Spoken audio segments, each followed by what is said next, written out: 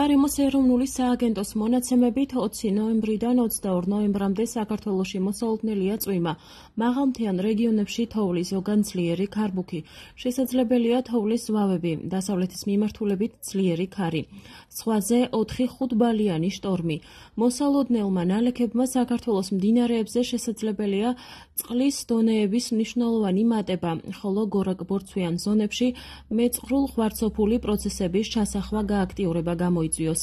მთიან და მაღალმთიან რეგიონებში მოსალოდნელი დიდ-თოვლობის, ზვავ-საშიშროების, ქარბუქისა და ხილვადობის გაუარესების გამო საავტომობილო გზების ცალკეულ მონაკვეთზე შესაძლებელია შეიზღუდოს ტრანსპორტის მოძრაობა.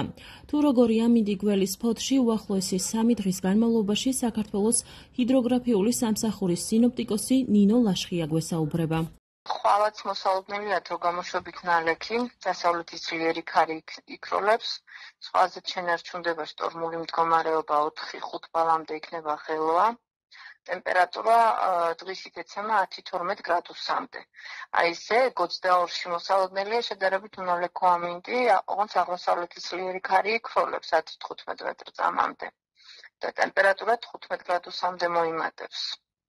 23-ში ისევ გაუარესებას ველოდებით ამინდის, ისევ დასავლეთის ქარის გაძლიერებას 12-17 მეტრწამამდე და ზღვის ღელვაც მოიმატებს 4-5 ბალამდე, დრო გამოშვებით ნალექია მოსალოდნელი.